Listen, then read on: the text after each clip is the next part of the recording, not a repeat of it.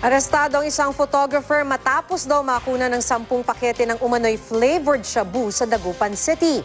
Kabilang daw sa mga ibinebenta ng suspect ang shabu na pandan flavored.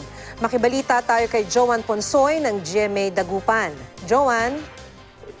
Maki, 10 pakete ng umano'y flavored shabu ang nakumpiska sa pagdiya ni Barry Sakayakay, isang photographer matapos ang isinagawang bypass operation ng otoridad sa Karaanan Street, Poblacion Weste, Dagupan City. Bukod sa 500 pisong mark money, nakuhanan din ito ng isang bote na naglaman ng isang green substance na umano'y ginagamit nito sa paglalagay ng flavor ng illegal na droga. Sabi lang daw sa mga flavor ang pandan. Ayon sa pulisya, sa probinsya rin ng Pangasinan kinukuha ng suspect ang kanyang supply.